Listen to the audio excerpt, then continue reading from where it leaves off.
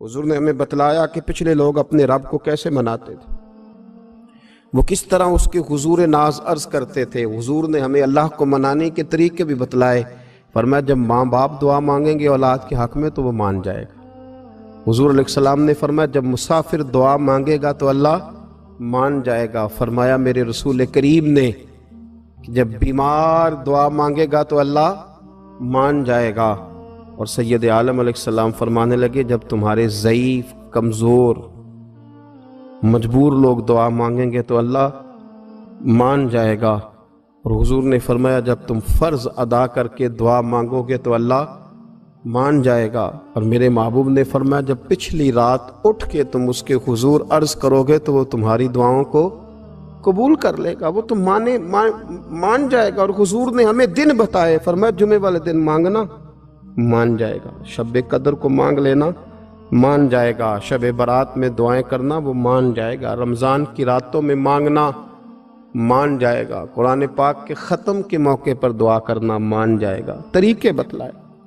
अब ये है कि हमने तो मांगना था ना उसकी बारगाह में, हमने तो हाजिर होना था, हमने तो जाना था। अब हमने आगे बढ़ना है, उसके हुजूर अर्ज करना है। हुजूर ने हमें बतलाया कि मोमिन मुत्तकी होता है ना, परहेजगार होता है, तो इसने कुछ नेकियां भी की होती हैं। जिस तरह इसे अपने गुनाहों का पता होता है ना, जैसे पता होता है कि नहीं यार फलां काम मैंने फ़कत अल्लाह की रज़ा के लिए किया हुआ है, वो मेरा और मेरे रब का राज है। फरमाया जब तुम बड़े उलझ जाओ ना, जब तुम बड़ी आजमाइश में आ जाओ और जब तुम समझ लो कि अब मैं बड़ी तकलीफ में आ गया हूं, तो फिर एक तरीका हुजूर ने हमें और भी बतलाया मांगने का, एक और तरीका भी बतलाया। और वो रवायत सही मुस्लिम में मौजूद है। रावी हजरत अब्दुल्लाह इब्न उमर रदी अल्लाह ताला हुजूर फरमाते हैं 3 लोग सफर कर रहे थे। ये आप अंदाजा फरमाइए, सही मुस्लिम की हदीस है। और जरा हुजूर के समझाने का एक ये रंग भी है अल्लाह को मनाने का, एक ये अंदाज भी है उसकी बारगाह में गुजारिशात पेश करने का। ये भी एक तरीका हुजूर ने हमें बतलाया। अगरचे अपनी नेकियों को छुपाना चाहिए, नेकियां जो छुपी हुई होती हैं वो कीमती होती हैं, वो कीमती चीजें होती हैं जो लोगों ने छुपा करके रखी होती हैं। हजरत अब्दुल्लाह इब्न उमर फरमाने लगे कि नबी पाक सल्लल्लाहु अलैहि वसल्लम फरमाते हैं 3 लोग सफर कर रहे थे, रास्ते में तूफान आ गया, तेज बारिश शुरू हो गई। तो हुजूर फरमाते हैं वो तीनों बारिश से बचने के लिए एक गार में छुप गए। उनको पता है पुराने ज़माने के अंदर गारें होती थीं और लोग जब सफ़र करते थे लंबे तो पत्थरों और पहाड़ों के बीच में से सफ़र करते थे। वो गार के अंदर चले गए। अब चूंकि तूफान बहुत ज़्यादा था, जब वो गार के अंदर चले गए तो अल्लाह के प्यारे हबीब सल्लल्लाहु अलैहि वसल्लम फरमाते हैं पत्थर ऊपर से लुढ़कता हुआ आया और गार के मुंह के आगे आके उसने गार को बंद कर दिया। अब इतना तेज और इस मजबूती के साथ वो पत्थर लगा और इतना सही फिट हुआ कि अंदर रोशनी आनी भी खत्म हो गई। अब 3 लोग हैं। थोड़ी देर तो वो परेशान रहे कि शायद अब कभी बच नहीं सकेंगे, शायद चारों जानिब अंधेरा ही है और अंधेरा ही रहेगा, शायद यहां से निकलने के लिए अब हमें कोई रास्ता मुयस्सर नहीं आएगा।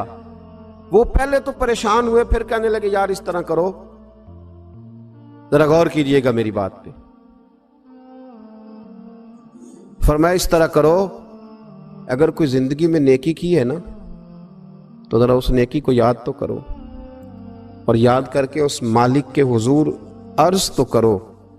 वो करीम है, कोई आखो शायद मन जावे ते गल कम ततड़ी दा बन जावे, अर्ज तो करो उनमें से। ये आप अंदाजा फरमाइए, ये बात बयान कौन कर रहा है? ये मदीने वाले रसूल बयान कर रहे हैं, ये नबी पाक अलैहिस्सलाम ने बयान फरमाया। ये वो कहानी है जो हमें हमारे नबी पाक ने सुनाई, रसूल करीम अलैहिस्सलाम ने हमें बतलाई। ये दास्तान मोहब्बत। हुजूर फरमाने लगे एक ने उनमें से हाथ उठाए और उसने अंदाज क्या छेड़ा, अर्ज करने लगा अल्लाह तो जानता है ना मैंने बकरियां रखी हैं, मैं गरीब हूं, मजदूर हूं, और मालिक तू ये भी जानता है कि मेरे बच्चे भी हैं, बीवी भी है, पर मैं जब भी घर लौटा हूं तो दूध मैंने बच्चों और बीवी को पहले नहीं दिया, बूढ़े माँ बाप को पहले दिया। अल्लाह मैंने उनके साथ हमेशा करम के बाजू खोल कर मामला किया। वो गार में तन्हा बैठे हैं और अपने मालिक को मना रहे हैं। عرض کرتے ہیں اللہ تجھے یاد ہے نا ایک رات جب میں بڑی دیر سے لوٹا تھا، لکڑیاں کاٹتے درخت تلاش کرتے مجھے دیر ہو گئی، میں دیر سے لوٹا تھا، نیت یہ کر رکھی تھی کہ دودھ سب سے پہلے ماں باپ کو پلاؤں گا۔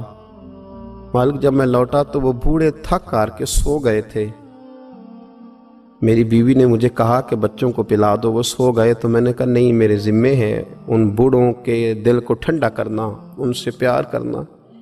اللہ بیوی مانگتی رہی، بچے طلب کرتے رہے، میری ٹانگوں میں گھومتے رہے، بار بار آتے رہے، اور میں نے دودھ نہیں پلایا۔ اے مالک فجر ہو گئی، آفتاب طلوع ہونے کا وقت آ گیا، پر میں نے ماں باپ کے بیدار ہونے کا انتظار کیا۔ اے اللہ وہ جب اٹھے تو ان کی آنکھوں میں جو میرے لیے دعا تھی اور ان کے سینوں میں جو میرے لیے کرم تھا، اگر تیری بارگاہ میں وہ نیکی قبول ہے تو مالک پھر رحم فرما، نہ اس مشکل سے آسانی عطا فرما۔ سنو سنو، رسول کریم صلی اللہ علیہ وسلم فرماتے ہیں کہ اس بندے کی دعا مکمل ہوئی تو پتھر تھوڑا سا سرک گیا، اور اتنا سرکا کہ آسمان نظر آنے لگا۔ جس نے ماں باپ کو منایا ہے، ان سے پیار کیا ہے، پھر یہی بات وسیلہ بن جائے گی رب کے ماننے کا، پھر یہ وسیلہ بنے گی، اللہ اس سے مان جائے گا۔ پھر رسول کریم صلی اللہ علیہ وسلم فرمانے لگے، دوسرا بولا اور عرض کرنے لگا کہ اے اللہ تو جانتا ہے مجھے اپنے چچا کی بیٹی بھانے لگی تھی، میں اس کی طرف رغبت کرنے لگا تھا، اور میں نے جب اس سے جا کے ارادہ کیا کہ میں تیرا طالب ہوں، تو اس نے مجھے کہا کہ پہلے 100 دینار لاؤ۔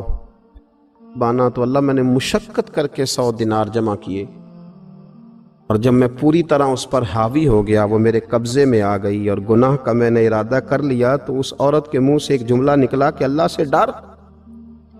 اے مالک وہ میرے قبضے میں تھی، اے اللہ میں گناہ پر قادر تھا، میں چاہتا تو گناہ کر لیتا، لیکن جب اس نے تیرا نام لے کے کہا نا کہ اللہ سے ڈر، اللہ میں ڈر گیا، میں اسے چھوڑ کے آ گیا۔ اگر تجھے یہ بات پسند ہے تو پھر نکال دینا اس مشکل سے، پھر کر دینا کرم۔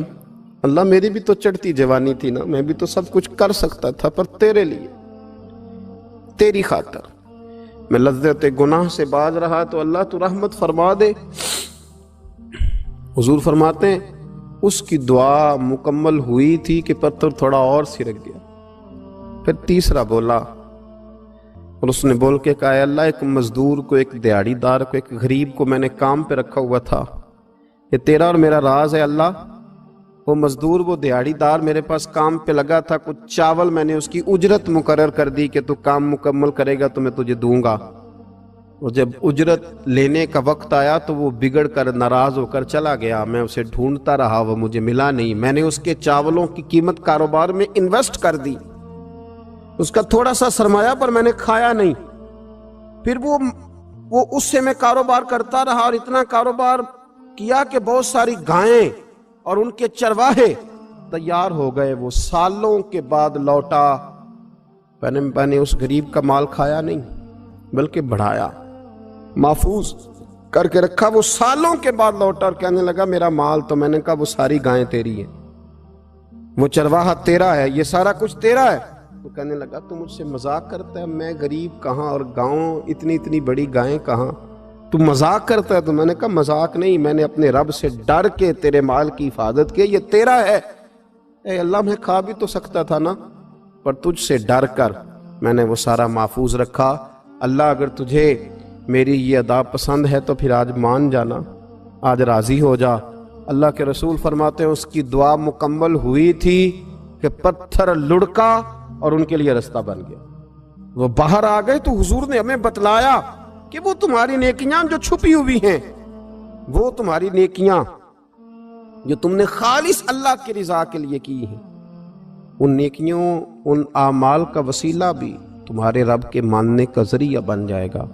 اس کو منایا جائے، اس کی حضور حاضری دی جائے، اس سے بخشش کا سوال کیا جائے، اس کی بارگاہ میں یہ گزارش کی جائے کہ اللہ غریبوں، مجبوروں، کمزوروں اور ان لوگوں کے صدقے جو اللہ رستہ دیکھ رہے ہیں کہ رستہ کب کھلے گا، جو تیری بارگاہ کرم کے سوالی ہیں، ان کے صدقے تو رحم فرما، تو کرم فرما۔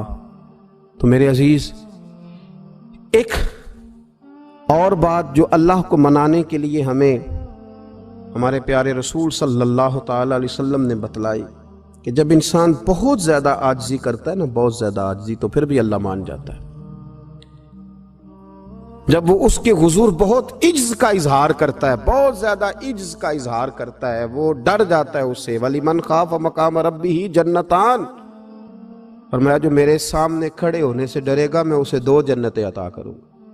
حضرت بابا فرید الدین مسعود گنج شکر بابا صاحب رحمۃ اللہ علیہ فرماتے ہیں کہ ایک نیک نوجوان تھا، دن کو روزہ رکھتا، رات کو نماز پڑھتا، پر اللہ سے ڈرتا پھر بھی بہت ہی زیادہ تھا، بڑا ہی ڈرتا تھا۔ موت کا وقت آیا تو ماں ہی تھی بس اس کی، تو ماں سے کہنے لگا اماں تو میری ماں ہے، میرے ساتھ 3 وعدے تو کر۔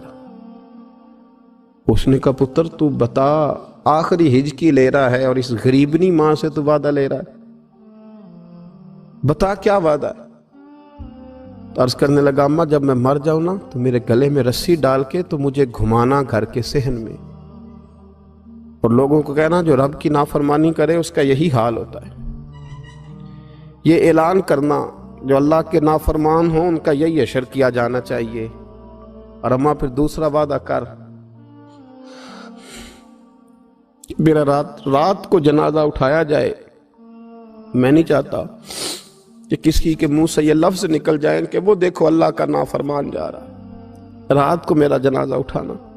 اور اماں تیسرا میرے ساتھ وعدہ کر کہ لوگ مجھے دفن کر کے آ جائیں گے تو میری قبر پہ چلی جائے گی، عمل میرے پاس کوئی نہیں، پر مجھے لگتا ہے ماں کے قدموں کی برکت سے عرش کا مالک بھی رحم فرمائے گا۔ اماں تو وعدہ کر کہ میرے ساتھ وعدہ کر۔ بابا صاحب رحمۃ اللہ علیہ فرمانے لگے